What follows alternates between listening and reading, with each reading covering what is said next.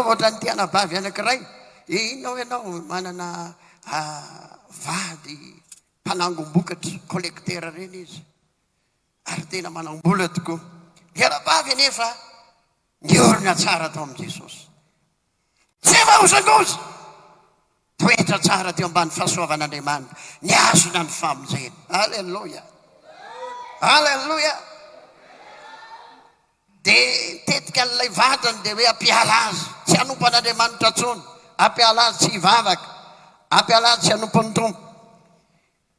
Dia nitambatambazana zao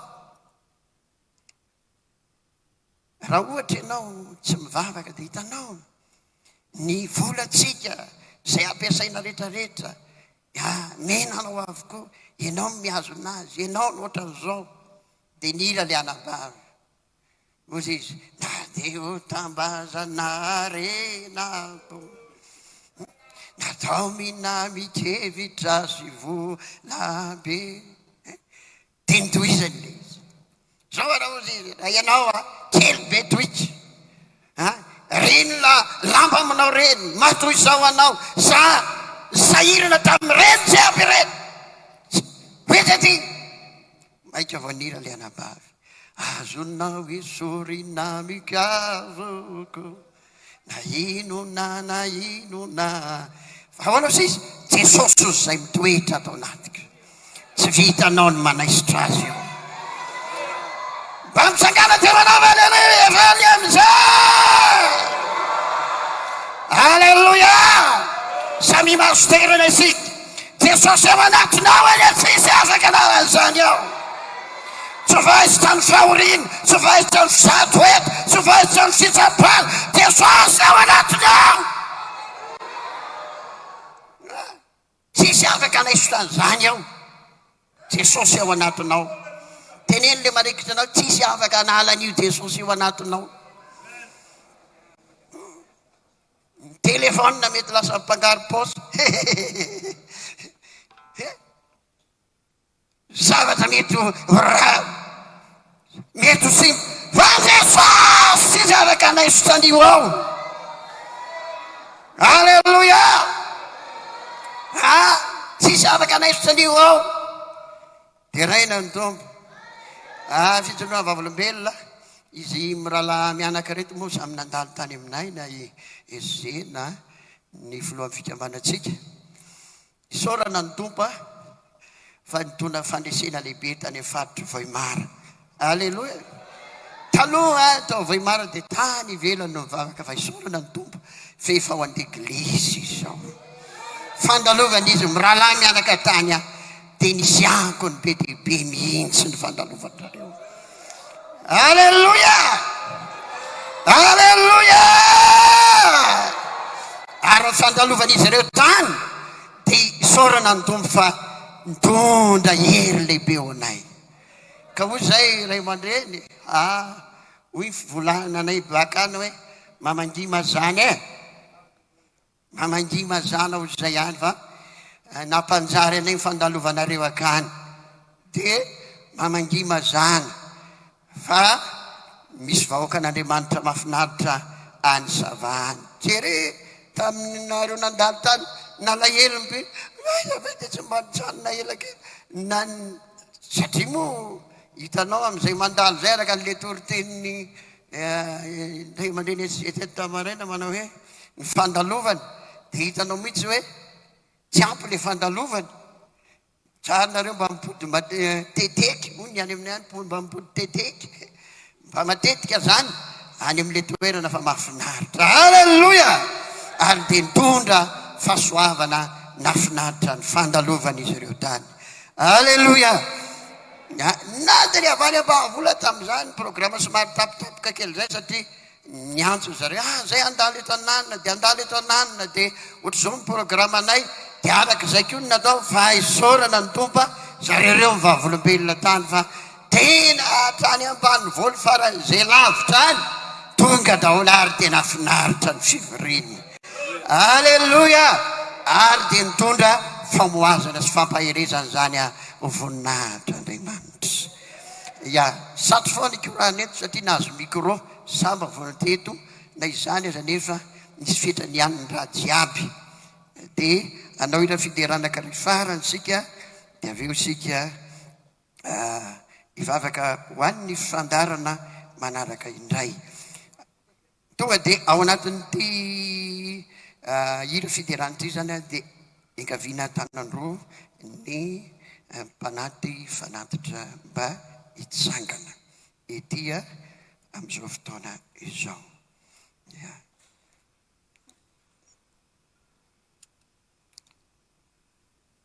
ataontsika mpanaovana an'izany ny ira fiderana iray a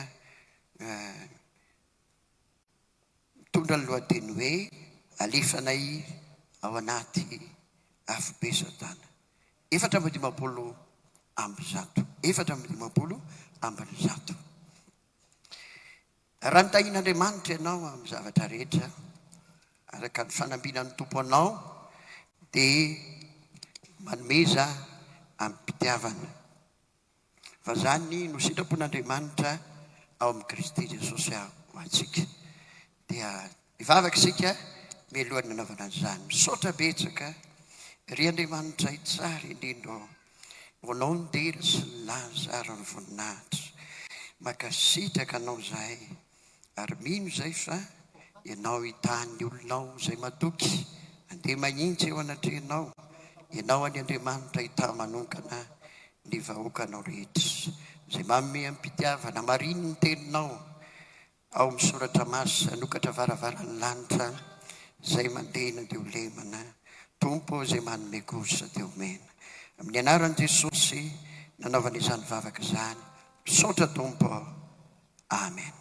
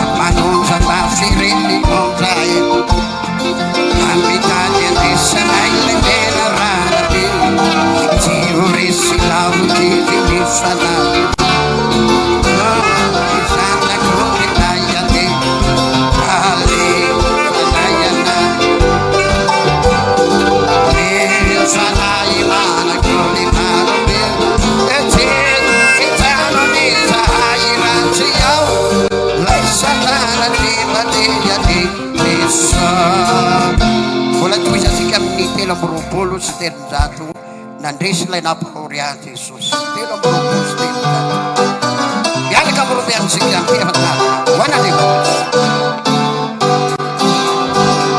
anisy anitanyantanitra amikaela sy satana esany filakiamanga babiny levatititity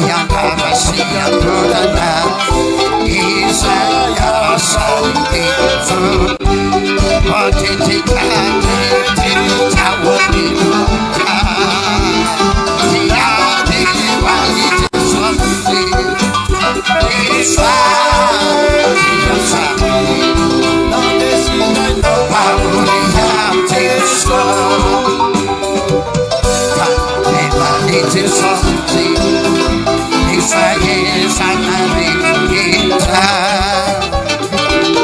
Madiraka titizy Ino filazantsara Petri zavaleloja Leave vale Jesosy Esa Innocenti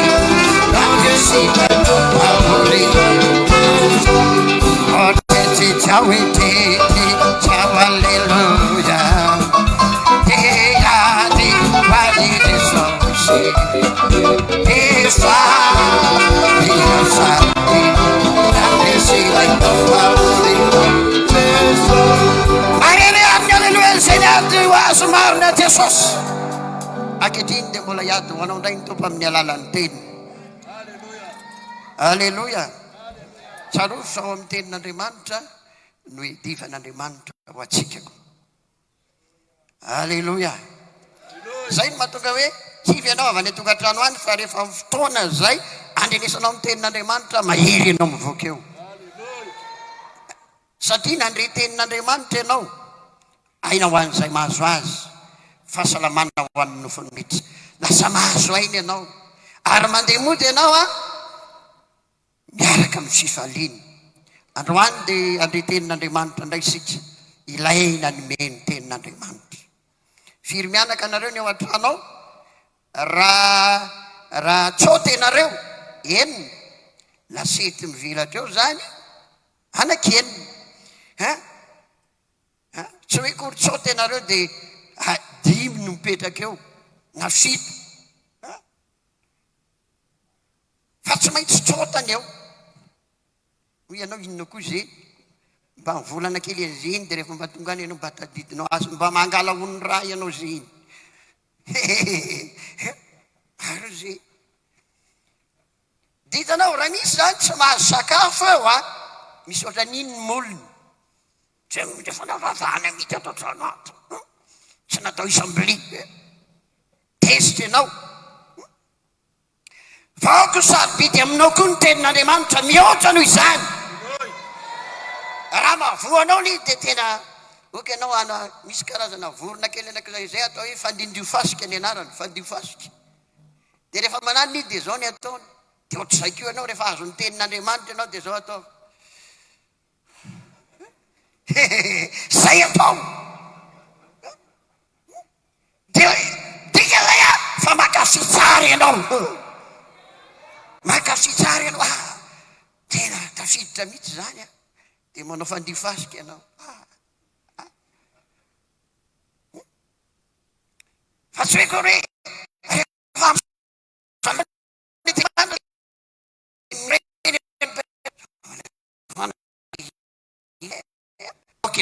tena mahay mandray tsara.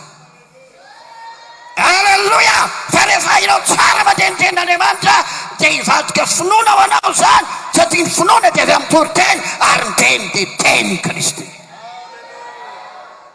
Terain'Andriamanitra kalao ary sika vavaka fa satria ijoro vavolombelona eto be dia be ny tokony hijoroana fa zay aloha ny vita zay koa aloha ny natao alao tsika mitsanga ny vavaka ho an'ny tenin'Andriamanitra. Misaotra betsaka indrindra tomponay tsara indrindra ankehitriny ny mpanomponao dia tonga amin'ny fotoana indray zay ianona Jesosy ny teny mangataka aminao zay mba hitahinao tanteraka ny teny zay ambara eto anio mba ho voakasika ny teninao ny tsiraray any voarasy kamara tsy narereha ka tsy handray anjara tsy mahazo anjara taka ny tamin'ny maraina Jesosy nandray zay tamin'ny maraina amin'ity hariva ity ihany koa dia miteneny ianao tsy Andriamanitra ny maraina ihany ianao fa Andriamanitra ny tontolo andro satria zay manatanteraka le teninao hoe nindray andro hoe kanjanao Jehovah dia tsara noho ny hariva noho izany dia mbola eto zay amin'izao tapany hariva izao eto hitsanjanao vonina iaino izay ampitondrainao ny mpanomponao vonina naraka zay ampitondrainao ny mpanomponao ary dia matoky aho fa ho tahinao ny teny rehetra izay ambaran'ny mpanomponao eto amin'ity toerany ity. Zany teny izany tondra fanasitranana, tondra vahaolana, tondra fampiorenana, tondra fampandrosoana, tondra etaeta, tondra faniriana, tondra fitiavana, tondra hery tompo, ka hitondra fahazavana na dia maizina aza ny tany sy ny firenena. Ny olona izay mandray ny teninao kosa dia manana fahazavana lehibe. Mangataka izay amin'ny anaran'i Jesosy mba hitahinao ny mpanomponao sy ny afatra, hosory ny afatra, tahiny mpanomponao izay nambaran'izany, ary anjaanja sy aliary ny teninao ane ny zavatra rehetra ka tsy misy takona izay tsy iseho milohan'ny teninao, satria ny teninao no mitondra fahasoavana tsara indrindra ho anay. Makasitraka indrindra Tompo, ary dia madonika fa ho tahinao zany. Misaotra betsaka Tompo, dia rainy ianao. Misaotra indrindra ho anao midera sy ny lazary ny voninahitra. Mino izay Tompo fa ho tahinao ny afatra, ho tahinao ny teny.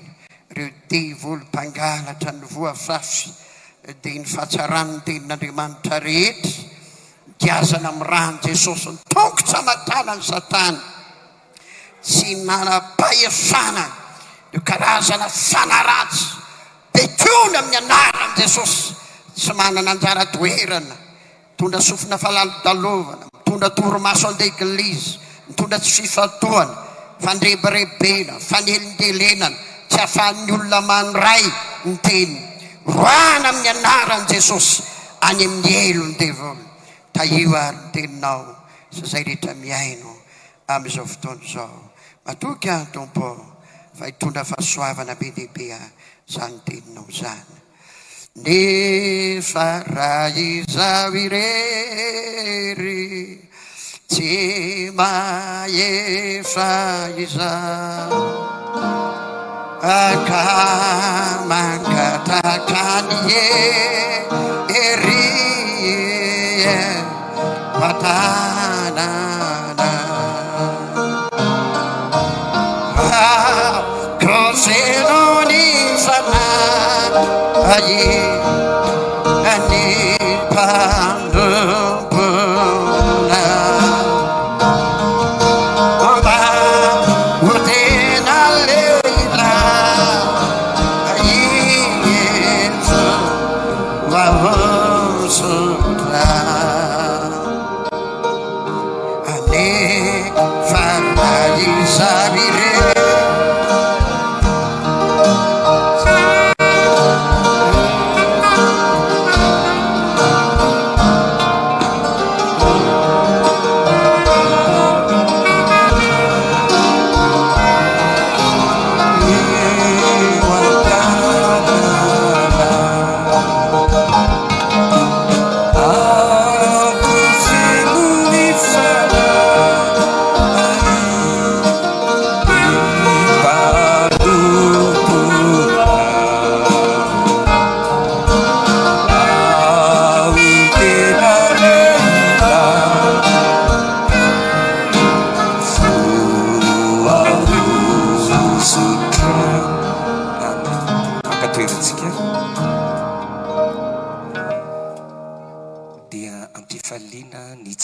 sy hitondrana indray ny tenin'Andriamanitra amin'ity alahady hariva ity.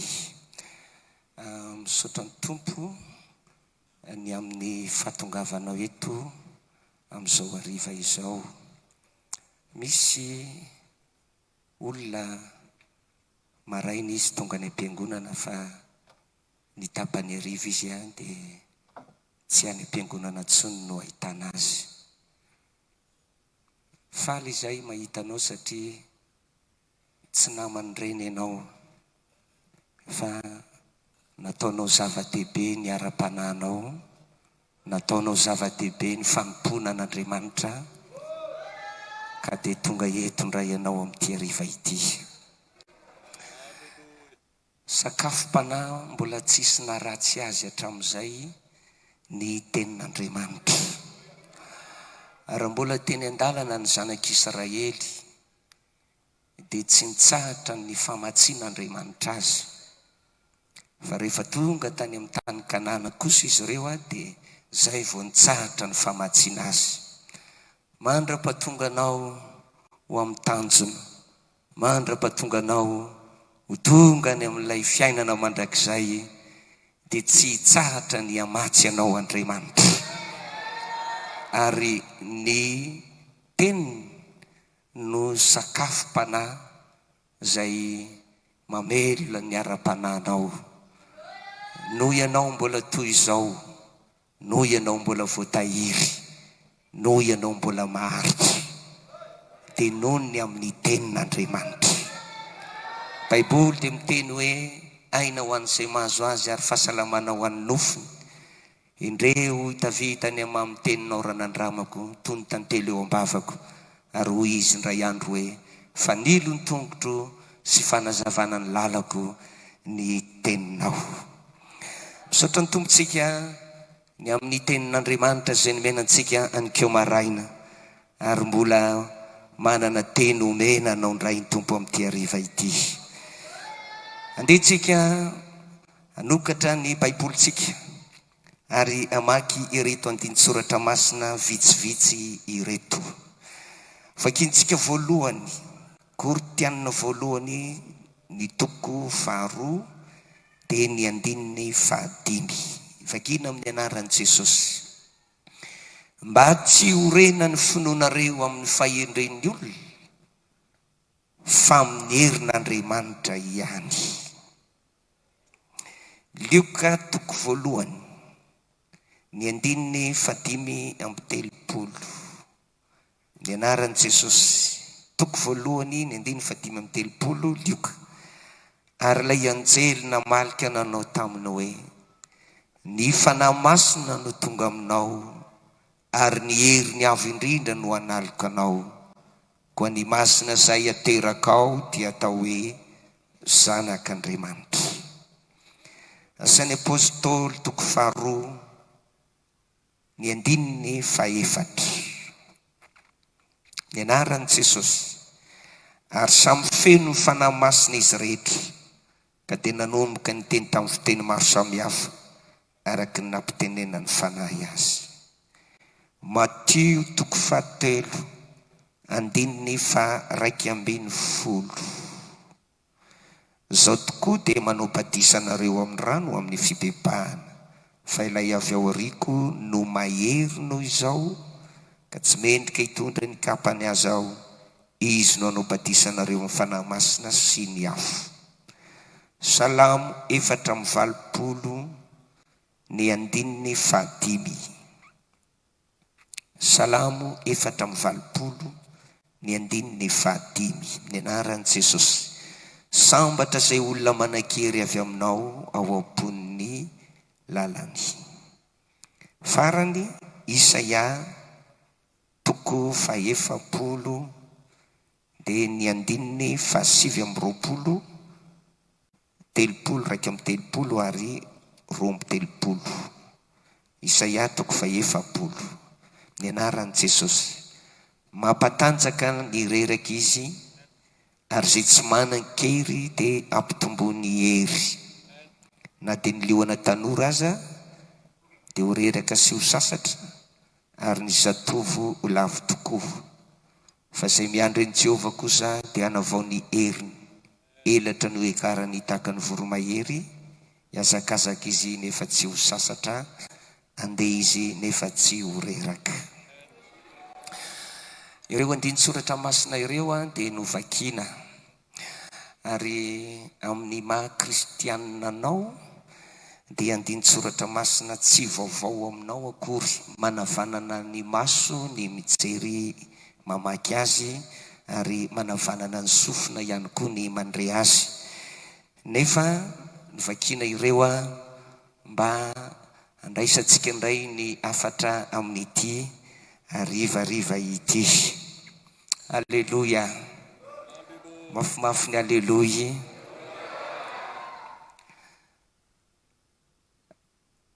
Matetika rehefa misy pasteur mitory teny dia fanaon'izy ireny matetika ny manome ny loha-hevitra eny am-piandohana mba atonga ny mpiaino hifantoka.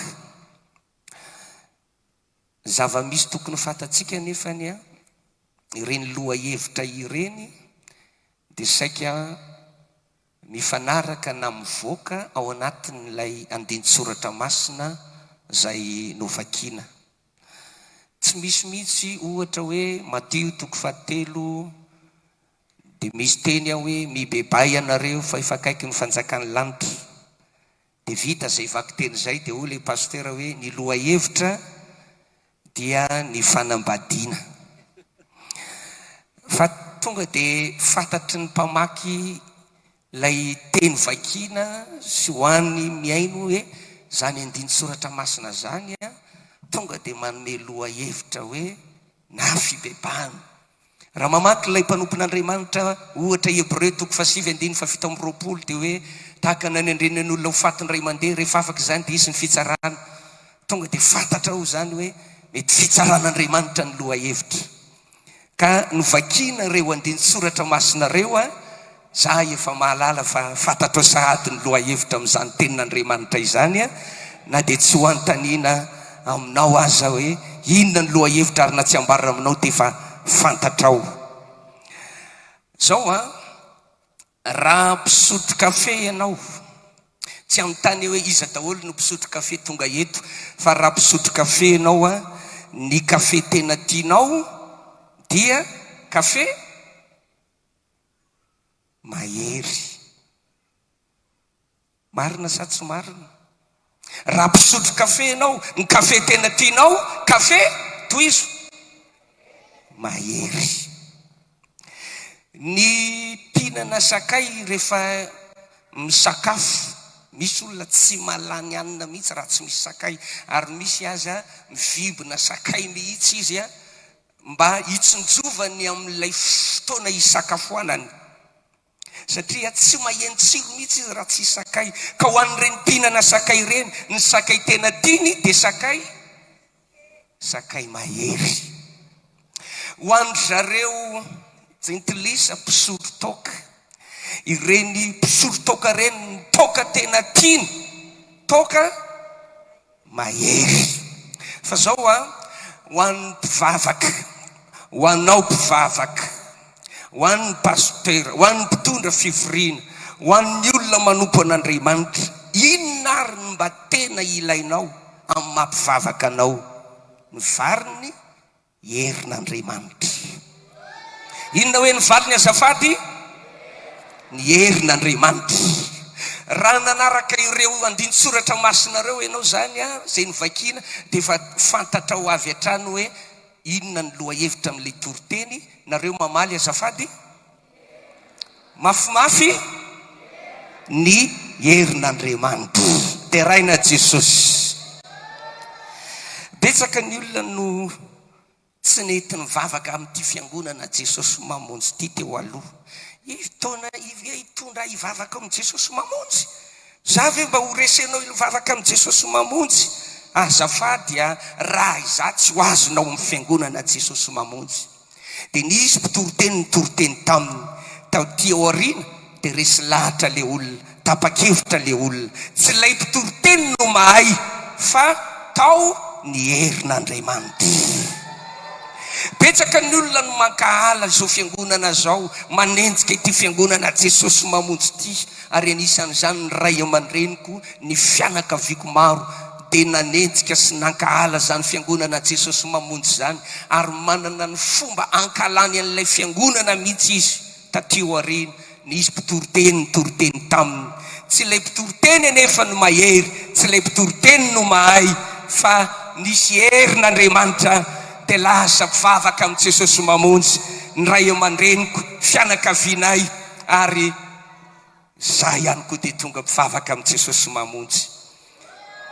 Anisany tsy tian'ity fivavahana ty taloha, ary efa mba nitoraka mpitoriteny teny etsena, efa mba nitoraka ny tafitrano zany fiangonana Jesosy mamonjy zany, ary nijeriko an'izany hoe mpivavaka zany dia olona adala, olona verisaina tsy manaka tao.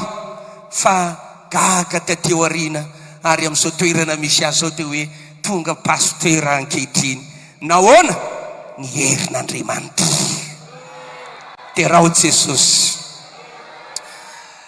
tadidiko tsara anisan'ny nampalaza ity fiangonana Jesosy mamonjy ity, nampiaiky volana ny olona maro, nampireharesy tena ny eliny nanerana nosy zany lazany Jesosy mamonjy zany, dia ny herin'Andriamanitra tao anatiny, ny herin'Andriamanitra zay nananany ity fiangonana ity.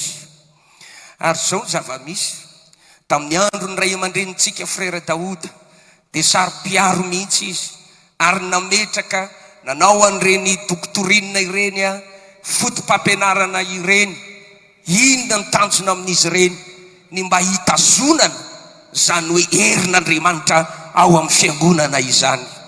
Maninona moa tsika Jesosy mamonjy? Ohatra rehefa tonga am-piangonana dia mitokana ny vehivavy, mitokana ny lehilahy, mba fantatrao ny antony, mba hiazonana ny herin'Andriamanitra.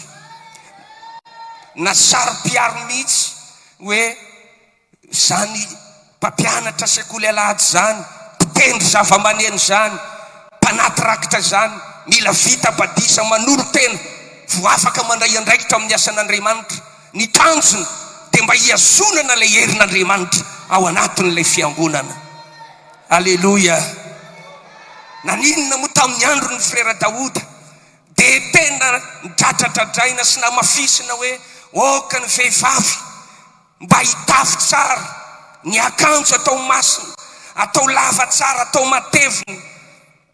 Ny lehilahy tsy hanao etim-bolo tahaka ny fakatahakany amin'izao tontolo izao, ny mpanao baolina, ny artiste dia manao etim-bolo tektonika na etim-bolo zay tsy mafanaraka amin'ny sitrapon'Andriamanitra. Dia tena natao mihitsy zany ary nampijoroana ny tanjona mantsy mba hiazonana ilay herin'Andriamanitra. Aleloia. Nampianarina hoe aza mihirahira n'izao tontolo izao, aza manao ny fanao n'izao tontolo izao. Dia nampianarina mihitsy ny fomba fiteny, ny fihetsika, ny rehetrarehetra mba hiazonana n'ilay herin'Andriamanitra. Ary nafinaritra fa tena tsapa tao amin'ny fiangonana, hita tao amin'ny mpanompon'Andriamanitra, hita teny ampino zany herin'Andriamanitra izany. Aleloia. Za tsy miteny hoe ratsy ny fanaovana teny io rehefa Noely, fa tsy ny fiasakazana manao ireny teny ireny akory. Za tsy miteny aminao hoe ratsy ny mahay mitendry, fa ny zavatra tokony masaro-piaro atsika herin'Andriamanitra. Fa na dia tsy manao teny azy ianao amin'ny Noely, fa rehefa miseho ny herin'Andriamanitra. Aleloia. Na dia tsisy zava-maneno azy ao am-piangonana, fa rehefa miseho ny herin'Andriamanitra, misy ny herin'Andriamanitra, zany mahaliana an'Andriamanitra zany. Ndray mandeha ty fianakaviako anankiray zay efa nivavaka tato amin'ity Jesosy mamonjy ity, voavonjy tato, vita badisa tato. Fa noho ny olana nisy teo amin'ny fiangonana, ny ady nisy teo amin'ny fiangonana, dia niteraka fakoviana ho azy. Dia ozy manao hoe zaho izy tsy vavaka tsony, dia nivavaka tany amin'ny fiangonana hafa izy. Rehefa nivavaka tany izy amam-bolana maromaro, dia taty aoriana izy dia niverina tato amin'ny Jesosy mamonjy. Dia nitsoro vavolombelona tamiko izy manao hoe tany ozy tena mahavory olona. Ny fanompona tany ozy na ny fitafian'ny olona dia mahazo manao zay tiany atao. Ny vehivavy dia afaka mipataloha, misy vehivavy manao lokomena zany, mikafona garigaringesa be zany, fa izy ozy mivavaka amin'ny teran'Andriamanitra dia misy orakoraka ao dia ohatrany hoe hafanampo fotsiny. Fa zany herin'Andriamanitra zany ozy zero zany, zero zany. Fa zao ozy mbola resy lahatra ny mbola mampiavaka ny Jesosy mamonjy amin'ireo fiangonana maro, dia zany herin'Andriamanitra izany. ahoana ny nazahoana zany herin'Andriamanitra zany? Ny fitandremantsika, ny fikatsahantsika, ny fiazonatsika ilay zavatra nampianarina tsika tany am-piandohana. Alleluia, alleluia. Jereo tsara, raha misy olona mandeha amin'ny lalana anankiray ka diso lalana izy, dia manontany olona izy hoe aiza moa ny lalana makariananina? Dia ozy le olona, diso ianao, diso lalana ianao. Fa raha teo tonga any amin'ny tanjona andehananao ianao mandehana alohanao miverina any am-piandohana, miverena aloha ianao, asaina miverina mihitsy izy satria diso. Raha misy vakitrano, vaky ny trano anankiray, dia betsaka ny zavatra very, dia makany amin'ny polisy na ny gendarme mitory, dia zao ny enquête na fanadihadiana. Ozy nataon'ilay mpanao enquête, dia nanahoana ozy ny fiandohany, nanahoana ny fiandohany le vakitrano, tsy maintsy miverina any amin'ny fiandohany. Raha misy olona marary ka manatona dokotera izy, dia tsy maintsy antaniany dokotera mialohany hitsaboana azy hoe nanahoana ny fiandohan'ilay aretina. Za miteny amintsika ry havana, raha tiantsika ny hitazona zany hoe herin'Andriamanitra zay mbola nampiavaka an' Jesosy mamonjy, andao hiverina any amin'ny fiandohana. Asio aleloha mafy azafady. Isany maniry hiverina any amin'ny fiandohana dia raha Andriamanitra. Mafimafy ny aleloha. Noho izany mandresy lahatra atsika, isany mino tonga eto fa misy Andriamanitra. Atsangano ambony tanana zay mino fa misy Andriamanitra. Mino ianao fa misy Andriamanitra? Zao ny fanontaniana apetraka ao aminao ary, efa nahita an'Andriamanitra ve ianao?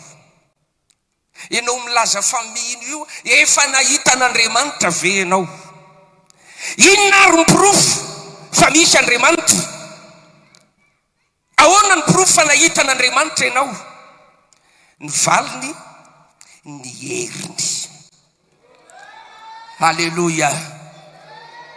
Mintsika fa misy Andriamanitra, fa saingy tsy mbola nahita azy tsika, fa ny inotsika ny fisiny dia ny heriny, ny heriny, ny heriny. Androany ary ao aoriana ny toriteny ity, dia hivavaka isika mba andraisantsika indray ny herin'Andriamanitra amin'izao hariva izao. Ary nitsodrano fanentanana omenanao teo hoe anendry ianao aneny herin'Andriamanitra amin'ity hariva ity. Hiasa aminao aneny herin'Andriamanitra amin'ity hariva ity. Amonjy ianao aneny herin'Andriamanitra amin'ity hariva ity. Ary mbola hompirofo-tsika fa mbola eto amin'ny Jesosy mamonjy ny herin'Andriamanitra. Alleluia. Mila miazona tsika, mila miazona tsara tsika, ho tazomintsika foana zany hoe herin'Andriamanitra izany. Tsara no mavita fiangonana hoe misy fiangonana anankiray vita ary ngeza be. Eny tsara zany fa engany mba hisy herin'Andriamanitra ao anatin'izany. Tsara zany hoe misy olona be dia be resy lahatra tonga mivavaka, misy olona be dia be ao am-piangonana. Tsara, tena tsara zany. Fa zao tendreo foana hoe misy herin'Andriamanitra. Tsara no hoe misy toriteny, tena milahadahatra mihitsy le toriteny, firafitry le toriteny, mazava aminao le toriteny, azonao le toriteny. Ary betsaka ny mainy toriteny, napino mainy toriteny, ary fotoanana fahaizana amin'ny toriteny mihitsy zao. Ary tsisy olona tsy hay an'izany toriteny zao amin'izao fiangonana zao, na pastera iza na pastera iza. Fa zao ny zava-dehibe ao anatin'ny toriteny dia misy herin'Andriamanitra avy ao anatin'izany toriteny zany. Betsaka ny hira fiderana, mahafinaritra, mampitsangam-bolo, fa misy herin'Andriamanitra avy ao anatin'izany hira fiderana zany. Mahita fiangonana be dia be ao misy fanompom-pivavahana, dia oso ny Baiboly novakiantsika manao hoe mba tsy horenany fonareo amin'ny herin'ny olombelona fa amin'ny herin'Andriamanitra ihany. Maro ny manana toe-panaraka an'Andriamanitra nefa mandany heriny, tsisy herin'Andriamanitra. Fa ny zavatra tokony avesatra ho potsika, averiko indray mandeha, raha mpisotro kafe ianao dia ny kafe tianao dia kafe mahery, ary mitady an'izany toerana izany hoe aiza mivarotra kafe eto amin'ity tanàna ity ny tena misy kafe mahery, dia any ianao, any amin'izany no nahitananao. Fa raha amin'ny maha-kristianina anao, amin'ny maha-mpanompon'Andriamanitra anao, amin'ny maha-fiangonan'Andriamanitra anao, mba inona ary ny ilainao? Mivaly ny herin'Andriamanitra. Ataovy mafy ny aleloia. Androany dia te andresy lahatra anao aho ireo zava-dehibe vita ny herin'Andriamanitra raha tahiny anananao zany herin'Andriamanitra izany, raha eo aminao zany herin'Andriamanitra izany. Betsaka ny azo ambara fa ireto zavatra anankitelo reto no olazaina aminao ny amin'izany herin'Andriamanitra izany. Ary lazaina izany mba hampangetahetanao, lazaina izany mba hatonga anao hivavaka indray, ary hitady tsy mpivavaka ara-pomba fotsiny, tsy mpivavaka mpiainy toroteny fotsiny, tsy mpivavaka hanarana fotsiny, manana anarana velona ozy ny baiboly, kanjo maty. Ahoana moa zany anarana velona kanjo maty? Misy anarana biby anankiray antsoina hoe tsikobokobon-danitra. Raha ny anarany dia tena mitondra ny anarana hoe lanitra, tsikobokobon-danitra. Fa izy anefa ny rehefa mivelona any anaty fotaka, zany hoe manana anarana velona kanjo maty. Misy bara anankiray misy soratra hoe bara tsikitsiky. Zany tsikitsiky zany dia manambara hoe anarana velona. Fa rehefa mijery ny ao anatiny olona mandoa no hitanao ao. Ao anatin'ireny fiarakodia ireny dia misy soratra eo amin'ny teva hoe tompo tantany ny dianay. Nefa ilay sofera mitondra azy sady mifoka misotro ny mamo, anarana velona kanjo maty. Ary io nambaran'i Jesosy zany hoe Jesosy mamonjy zany kristianina vita batisa, olom-bovonjy, anarana velona ane zany rahalahy, anarana velona ane zany ranabavy. Kanefa ka tsy ho vononao zany, asa vela ho faty zany, fa velomy isan'andro hoe zanak'Andriamanitra aho, olom-bovonjy aho, Jesosy mamonjy aho, ho any an-danitra aho. Aleluia.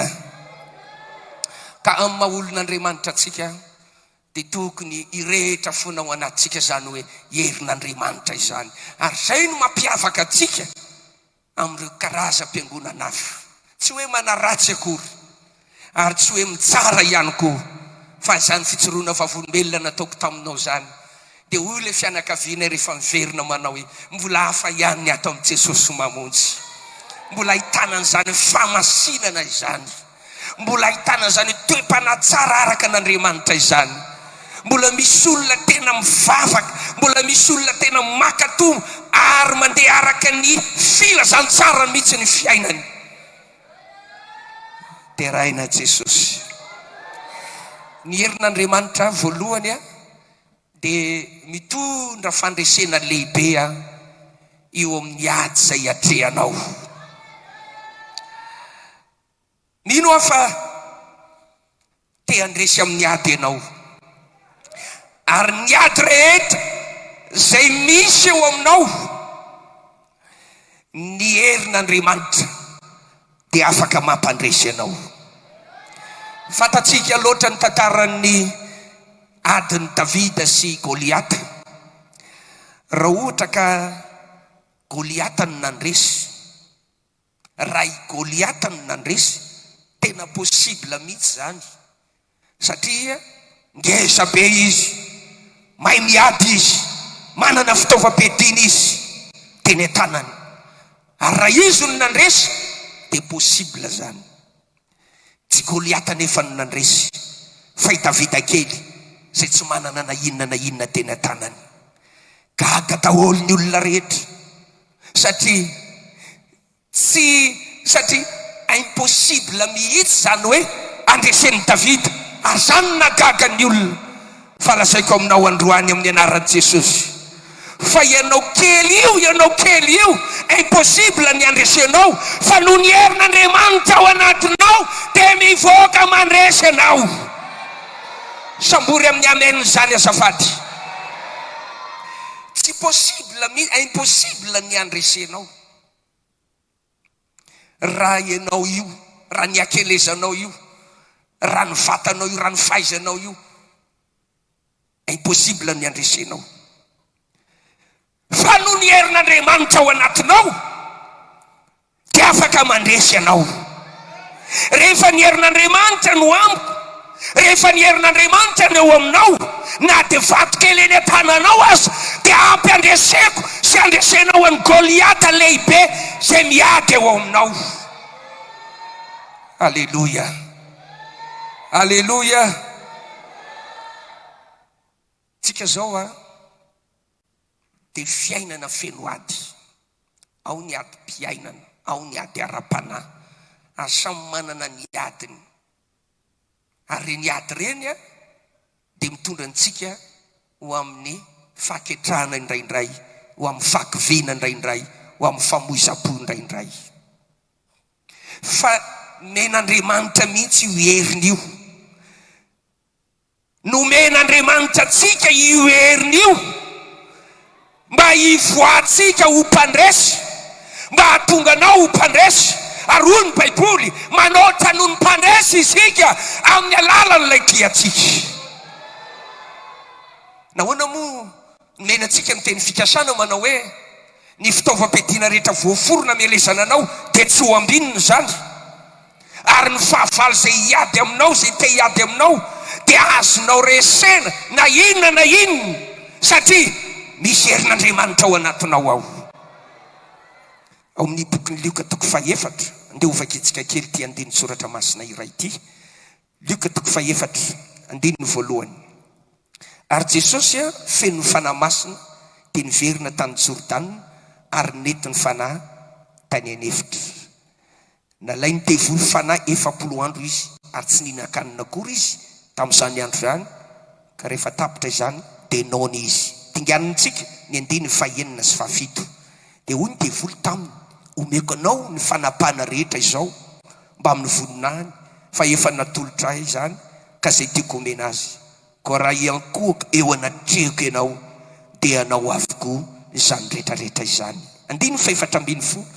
Ary niverina tamin'ny herin'ny fanahy masina nakany Galilea Jesosy, dia nely tany amin'ny tany manodidina rehetra ny lazany.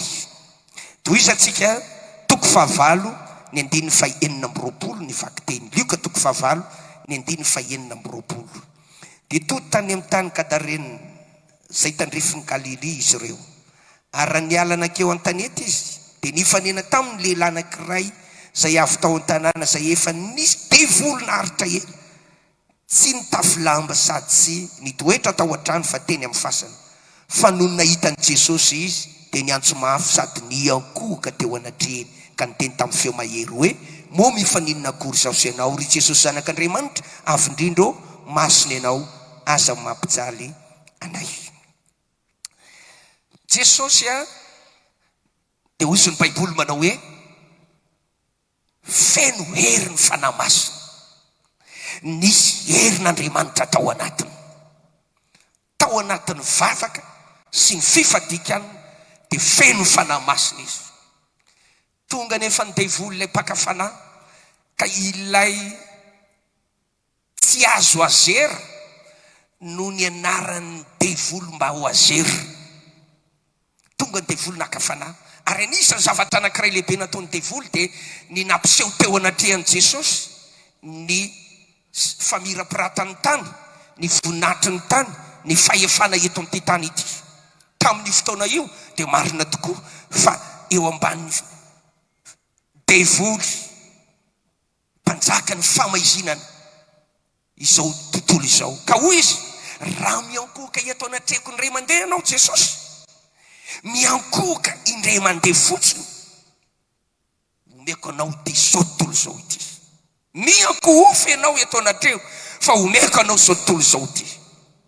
Misaotra an'Andriamanitra tsika fa Jesosy feno herin'Andriamanitra ary tsy resy fa nandresy izy.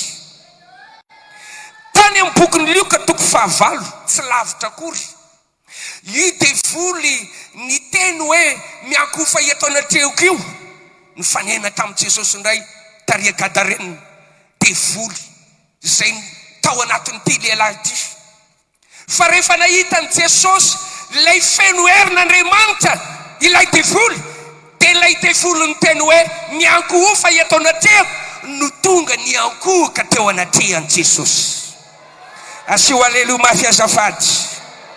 Ny antony tao amin'ny Jesosy ny herin'Andriamanitra. Raha ao anatinao ny herin'Andriamanitra dia milaza aminao aho fa iankoka aminao ny devoly. Iandohalika iankoka aminao ny fahavalonao. Na kely azy ianao na bitika azy ianao, ninona ny problemanao horesinao zany. Io aretinao io horesinao zany, satria manana ny herin'Andriamanitra ianao. Dia raha ho Andriamanitra ka iza ny mba te handresy amin'ny zavatra rehetra, ilaitsika ny herin'Andriamanitra. Faharoa, ny herin'Andriamanitra raha lasaina bavy mahavita zava-dehibe sarom-pantarina tsy takatry ny saina. Averiko indray mandeha zay miainy tsara manao aleluia mafy azafady. Inona koa ny vitan'ity herin'Andriamanitra ity na hoe zava-dehibe, zava-miafina ao anatin'ny fananana ny herin'Andriamanitra. Ny herin'Andriamanitra mahavita zava-dehibe sarom-pantarina zay tsy takatry ny saina. Dia hovakitsika ity andiny soratra masina anankiray efa mahazatra antsika ity. Jeremia 3:7 ny 7. Jeremia 3:7 amin'ny anaran'i Jesosy. Antsoy aho dia hovaliako ianao ka ampisehoko zavatra lehibe sy sarom-pantarina zay tsy fantatrao. Jereo misy fotoana ianao mivavaka ary maniry ianao mba hovalian'Andriamanitra. Rehefa mivavaka ianao ny fanirinao, ny etaetanao dia mba hovalian'Andriamanitra ny vavakao. Eto anefa ito amin'ity andiny soratra masina ity, tsy Jeremia no maniry mba hovalian'Andriamanitra, tsy Jeremia no maniry mba hovalian'Andriamanitra, fa tena fanirina ao am-pon'Andriamanitra mihitsy no hamaly an'i Jeremia. Ary inona nefa ity zavatra tian'Andriamanitra hamalianan'i Jeremia ty? Eto dia tsy valim-bavaka akory no nomen'Andriamanitra ny Jeremia eto. Raha miteny izy hoe Jeremia, antsoy aho dia hovaliako ianao dia ampisehoko zava-dehibe sarom-pantarina zay tsy fantatrao. Tsy valim-bavaka no tian'Andriamanitra omeny an'i Jeremia eto. Raha miteny Andriamanitra hoe hovaliako ianao, tsy valim-bavaka no tiana ho ambara eo. Andeo faritana aminao hoe inona moa ny atao hoe valim-bavaka? Ny atao hoe valim-bavaka ohatra marary ianao, dia rehefa marary ianao dia mivavaka ianao hoe Andriamanitra marary aho, sitrano aho.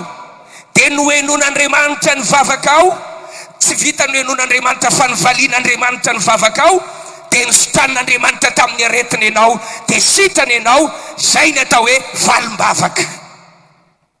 Ohatra mivavaka ianao mba haman'Andriamanitra ny olana anao, ny problemanao.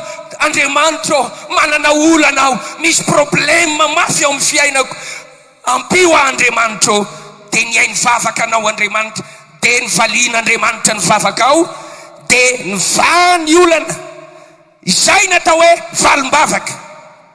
Fa eto Jeremia dia tsy nisy zavatra nangatahany, tsy hoe manana olana izy, tsy hoe marary izy, tsy hoe misy problème izy, fa Andriamanitra mihitsy nievite. Andriamanitra no miteny manao hoe Jeremia, antsoy aho dia hovaliako ianao, fa ampisehoako zava-dehibe sarim-pantarina izay tsy takatry ny sainao.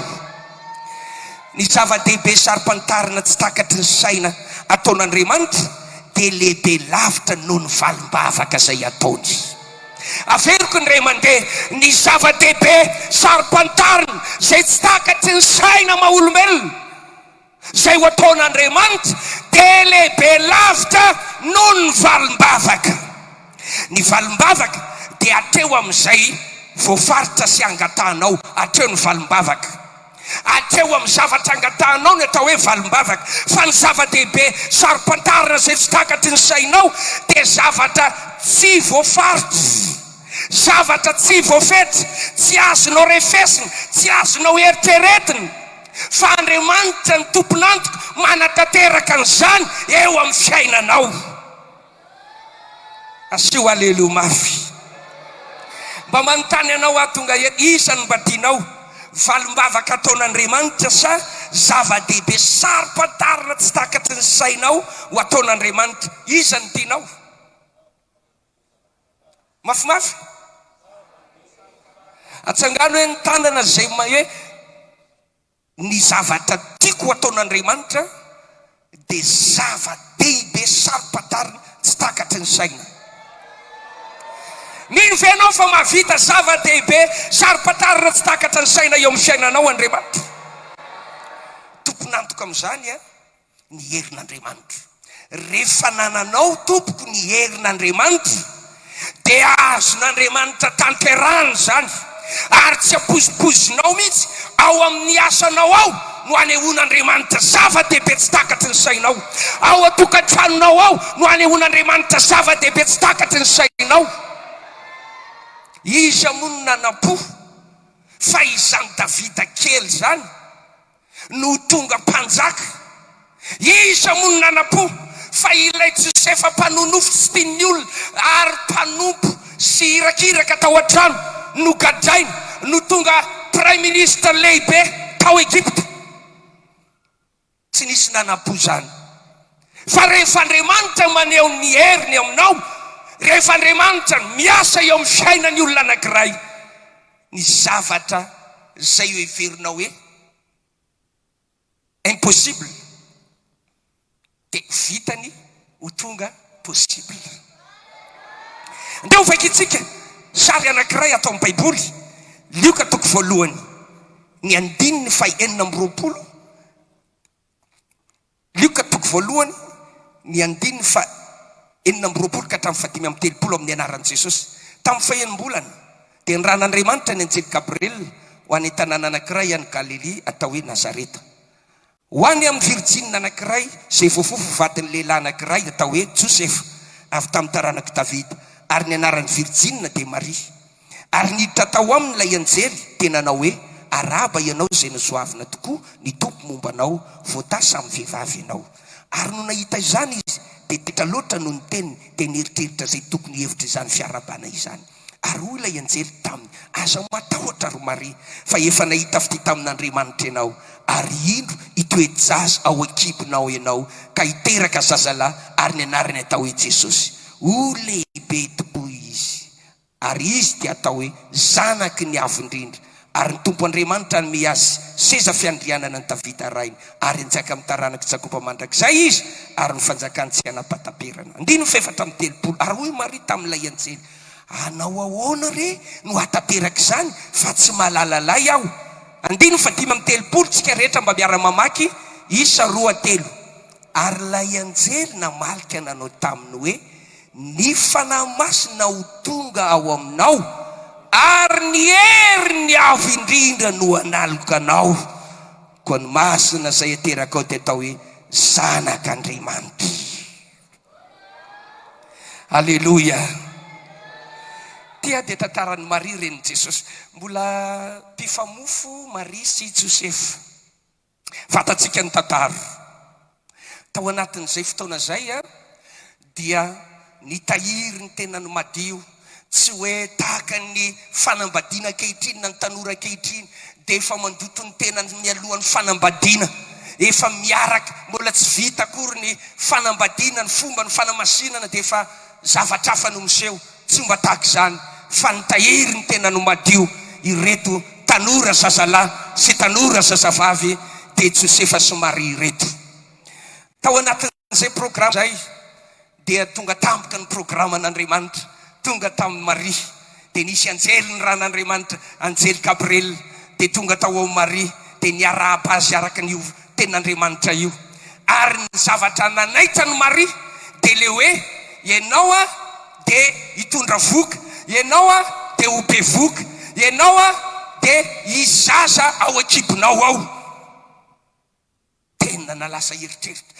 Dia ahoana ozy Maria no atateraka an'izany fa za mbola tsy nalala lahy? Ahoana ny atateraka an'izany fa za mbola tsy nalala lahy? Zay no namaliny Maria azy. Ianao tonga eto amin'ity hariva ity, nety teny toy izany koa ianao, eo anatreny problemanao. Ahoana re, zany tsy manam-bola e, ahoana ny atateraka an'ity mba hamana n'ity olana ity? Zany tahaka izao e, dia mety hampiasa saina tahaka ny Maria ianao hoe ahoana no atateraka izany? Marina ny tenin'ny Maria amin'ny maha-olombelona azy, ahoana no atateraka izany? Fa namalina i anjely, namalina i anjely, dia ozy manao hoe ny hery ny avo indrindra no anariko anao. Io herin'Andriamanitra io no tonga aminao, ka io zavatra tsy vita ny sain'olombelona fa asa mivaky loha amin'izany ianao ry Maria, asa miasa ny saina amin'izany ianao, fa ny herin'Andriamanitra no mavita an'izany. Halleluja, halleluja, ny herin'Andriamanitra no mavita an'izany. Raha te hahita zava-dehibe sarim-panitarina tsy takatry ny sainao ianao, za milaza aminao raha izay vitako ihany no vitan'Andriamanitra dia tsy misy mahandriamanitra azy. Raha izay haiko ihany no hainy dia tsy izay tokony hivavahako sy hanompoako azy. Fa ilay tsy vitako mihitsy no vitany, ary ilay tsy haiko no tsy hainy, zany no mahandriamanitra azy.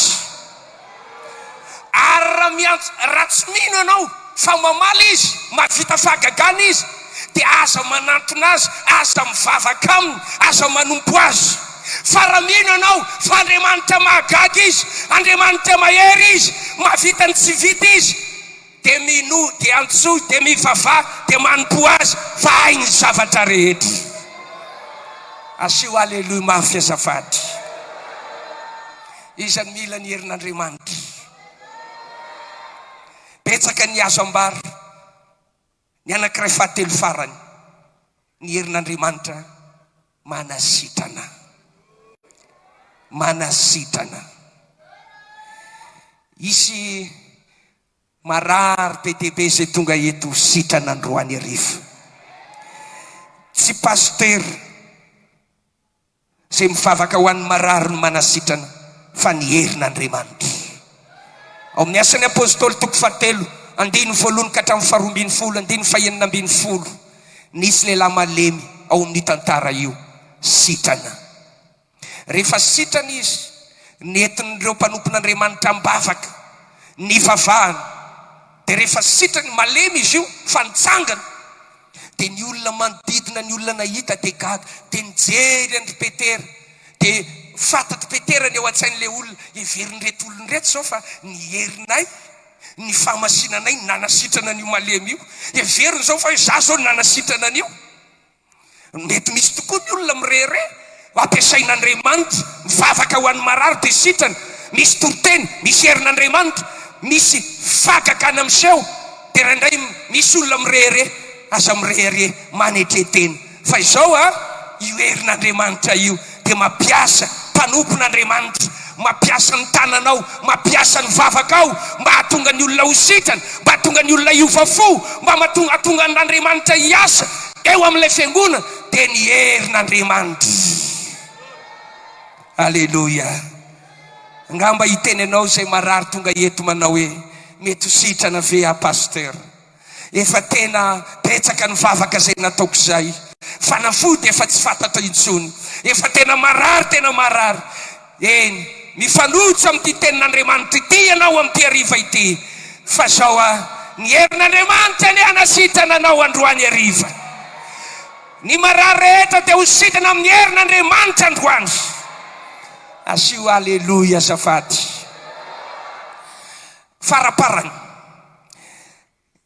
afatra ho an'ny mpanompon'Andriamanitra rehetra: pasteur, evangeliste, sekoly ara-baiboly. Afatra ho an'ny manana andraikitra rehetra amin'ny fiangonana: mpitoro teny, mpampianatra sekoly alahady, pro-piangonana, mpitendry zava-maneno. Afatra ho an'ny mpino rehetra tsy hakanavaka, zay mahatsapa manana ny herin'Andriamanitra ao anatiny, misy herin'Andriamanitra ao anatiny. Betsaka amintsika no mametra-panontaniana hoe inona foana ity ady tsy mety vita ity, ady tsy mety tapitra, olana, tsisy fiafarany. Dia zao no amaliana azy aminao aza gagany amin'izany ianao, aza taitrany amin'izany ianao, eo anatrehan'ny devoly dia tsy ianao no olana, araka nambara tamin'ny maraina. Eo anatrehan'ny devoly tsy ianao ny olana, tsy ny fiainanao, tsy ny vatanao, tsy ny feonao, tsy ny hatsaranao, tsy ny diplomanao ny olana amin'ny devoly, fa ilay ao anatinao, ilay herin'Andriamanitra ao anatinao, io ny olana amin'ny devoly. Ary efa nambarako tamin'ny maraina ilay tenin'ny Paoly manao hoe manana an'izao tahiry zao ao anatin'ny vilany tany izahay, tahiry ao anatin'ny vilany tany. Tsy misy devoly anafika olona, mpino, fiangonana, mpanompon'Andriamanitra zay tsy manana ny herin'Andriamanitra ka ho tafian'ny devoly. Tsy misy zany, tsy misy zany. Tsy misy devoly anafika mpanompon'Andriamanitra tsy manana herin'Andriamanitra. Tsy misy devoly anafika mpino manana andraikitra nefa tsy manana ny herin'Andriamanitra. Fa matoy ianao mpanompon'Andriamanitra, matoy ianao mpino, matoy ianao fiangonana tafian'ny devoly, dia misy herin'Andriamanitra ao anatinao. Zany hoe eo anatrehan'ny devoly zany dia tsy ianao mihitsy ny olana, fa le herin'Andriamanitra ao anatinao. Inona moa no mahatonga ny Filistina anafika ny Samson, niady amin'ny Samson, natonga ny Filistina hiady amin'ny Samson? Tsy Samson ny olana, fa lay herin'Andriamanitra ao anatin'ny Samson. Io ny tsy matafandromandry ny Filistina, ny anala ny hery, lay fanamasina ao anatin'ny Samson. Fa noho ny tsy fitandreman'ny Samson, ny atsirambony, dia niala tamin'ny Samson ny herin'Andriamanitra, dia osa tahaka ny olona rehetra izy, dia lasa fahazarany fombafomba sisa. Raha izany no misy amintsika Jesosy mamonjy ka ialan'ny herin'Andriamanitra isika, dia fiangonan-drazana, dia tantara sisa, dia ara-pomba sisa, dia mpivavaka ara-pomba hoe tonga ao am-piangonana ihany, dia matiny aiza ny hafarantsika. Fa izao raha lasianabavy matoy ianao mbola miady ary tsy ady ara-nofo, tsy avy amin'ny nofo ny fehediny tafika ay, fa mahery amin'Andriamanitra. Halleluja. Tsy misy mpangalatra maki trano vita zany, hoe trano tsy misy na inona dia misy mpangalatra hanafika an'io. Tsy misy mpangalatra hoe hamaky trano tsisy valera, fa ny banky, ny trano misy zavatra. Ohatra ny meko tamin'ny maraina le hoe raha mividy saky ianao 3 alina ny vidinao, dia nasianao vola 10 tapitrisa ao anatiny ao, tandremo tsara. Fa raha hitan'ny mpangalatra io dia tadiaviny, horobainy, angalariny io. Tsy ilay saky nefa no olana amin'ilay mpangalatra, fa lay ao anatiny ao io. Jesosy dia nividy ianao tamin'ny rany, vidiny Jesosy tamin'ny rany ianao, ary tsy hoe ny vidiny fa nametrahany ny heriny ao anatinao. Zay rehetra nandray azy dia nomeny hery ho tonga zanak'Andriamanitra, dia zay mino ny anarany. Io herin'Andriamanitra io ny tsy matafandromandry ny devoly io. Io herin'Andriamanitra io mahatonga ny devoly manafika, matondra korotana, olana, problema, ady tsy mety tapitra. Ka aza taitra ianao raha mandalo olana foana ny fiangonana entinao, mandalo olana foana ianao ry mpanompon'Andriamanitra isany. Raha hitantara ny fiangonantsika mitantaraina, nanomboka hatrany am-piandohana, dia nandalo olana ny fiangonana, fa ny herin'Andriamanitra ho aminy dia nivoaka mpandresy izy. Betsaka ny mpanompon'Andriamanitra nandalo olana fa noho ny herin'Andriamanitra mivoaka mpandresy izy. Betsaka ny mpino mandalo olana fa noho ny herin'Andriamanitra mivoaka mpandresy izy. Asio aleloia mafy. Hoy ny boky ny asan'ny apôstôly toko 1:15. Azo hery anareo amin'ny ilajany fanahy masina aminareo. Rehefa tonga ny fanahy masina, midina ny fanahy masina, mirotsaka ny fanahy masina, dia mahazo hery ndray ianao. Hoy ny boky ny Isaia 70. Zay miandry an'i Jehova dia anavao ny heriny. Anavao ny heriny. Misy mpinreraka ao anatin'ny ady. Misy mpinreraka noho ny problema. Misy mpinreraka noho ny antony maro samihafa. Androany hariva ivavaka isika mba ho tonga aminao ny fanahy masina, mba hiasa eto ny fanahy masina, mba hidina eto ny fanahy masina, dia azo hery ndray ianao.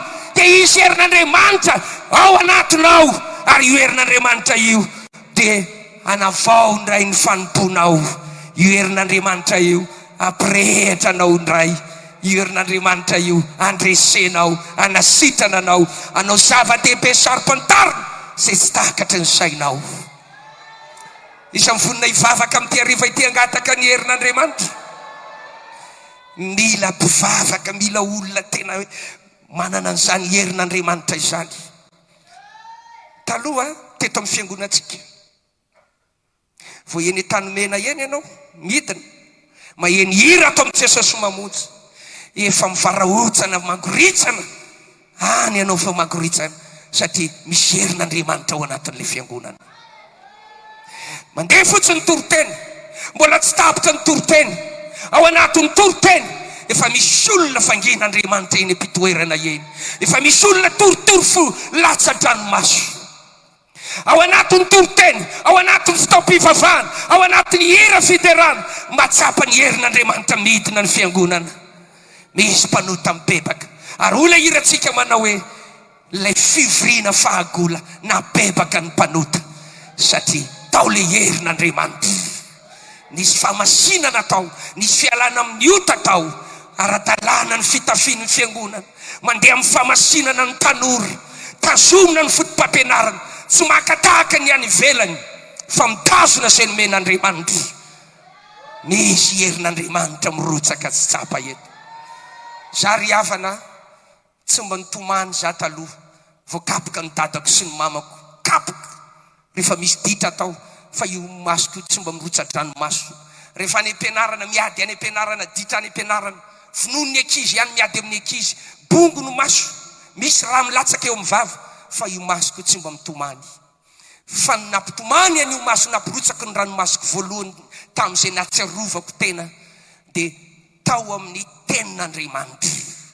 Fiainoko toroteny, eo am-pianona toroteny aho, rotsaka ny ranomasoko, herin'Andriamanitra. Mbola ilaitsika ve zany herin'Andriamanitra zany Jesosy mamonjy eo? Mbola mangetahetana zany ve tsika e? Andao tsika iverina any amin'ny fiandohana, ndao iverina amin'ny fiandohana. Raha misy zavatra tsy araka ny sitrapon'Andriamanitra eo amin'ny fiainanao, elao zany. Za nalahelo, tia ny zavatra nampalahelo aho tany amin'ny faritra Analanjorofo. Tia ny olona any ity hira anankiray ity. Ilay feokirany zao tontolo zao. Fa ilay tononkira dia le 20 azo dianao tsire. Miantso anao Jesosy. Azafady mialatsiny hoteneniko le izy. Ilay feokira dia misy artista malaza any amin'ny faritra Sofia ao Antsohi, izay hoe tia anjama. Zay le tompon'ilay hira. Dia le hira hoe reka, ten, reka. Iny 100% le feokira. Fa le tononkira dia tononkirany Jesosy mamonjy. Ary mampalahelo aho, dia isa tokantrano, any tokantrano dia faly ary ny olona ranofo rehetra dia mahazo fafinaretana amin'ny zavatra tahaka izany. Malahelo ny fo sy ny fanahy. Zany ve ny mahafinaritra?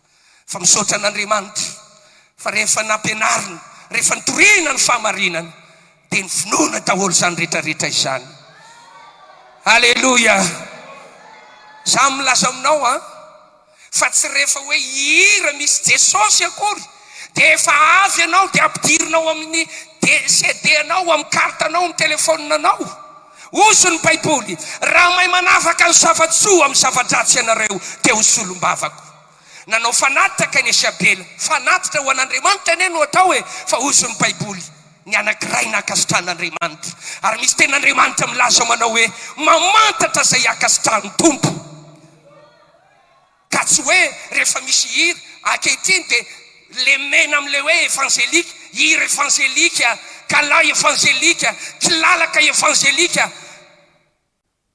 Dia gagana ianao n'ilay hoe hira gasy evangelika, bol evangelika, dia tsy fantatra koa, dia avy daholo satria hoe ara-pilazany tsara daholo zany. Tsy izay misy hoe Jesosy dia avy koa ianao mamantatra izay akasitrahany Tompo.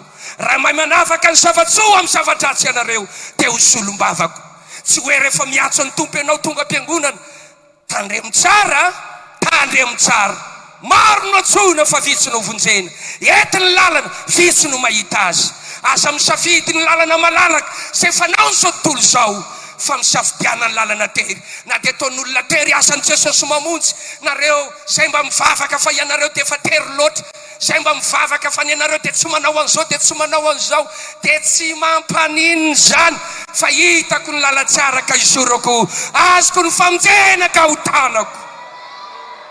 Aleluia. Tao amin'izao lalana tery, tato amin'ity Jesosy mamonjy ity, tato ny nahitako an'izany herin'Andriamanitra zany.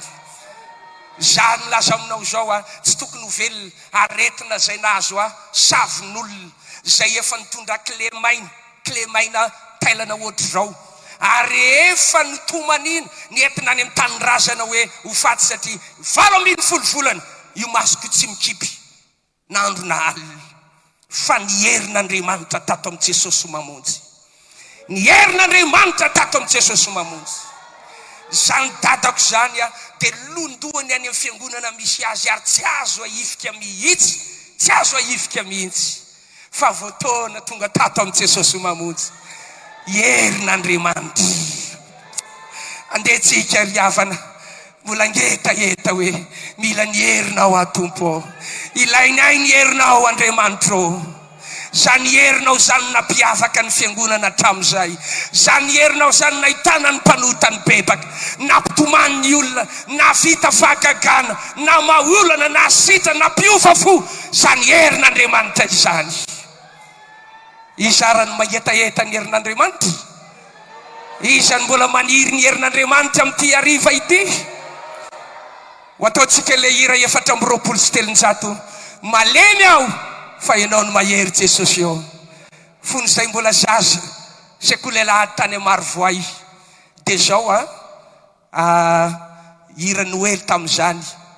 Dia ny hira nenay zazalahy kely tamin'izany tamin'ny andron'ny pasteur François, dia le hira hoe 420 io. Ary nisany hira natorotoro ny foko sy tena natsapako famangin'Andriamanitra io hira io. Dia rehefa manao tsenjery dia tadidiko ny tsenjeriko Joel toko 2:10 dia feo sabatra ny angadinareo ary ho lefina ny angady. Ary zay kely hery aoka hika hoe mahery aho. Dia zaho manao an'ilay tsenjery mitsangana eo aloha aho dia zao ny le tsenjeriko, Joel toko 2:10 dia feo sabatra ny angadinareo dia le hoe zay kely hery oka hika hoe mahery aho, hira malemy aho.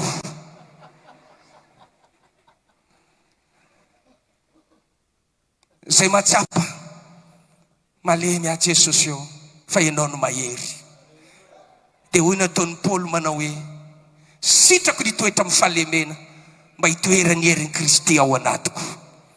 Mila herin'Andriamanitra ianao, zay ny maha-kristianina anao, zay ny mampino anao, zay ny maha-olom-bovonjy anao, zay ny mampanopin'Andriamanitra anao. Mila ny herin'Andriamanitra ianao. Ilaintsika foana ary tokony ho tazomintsika hatramin'ny farany. Tsy mampaninina izay zavatra misy rehetrarehetra, fa ny ataontsika lolaharany Jesosy mamonjy misy herin'Andriamanitra.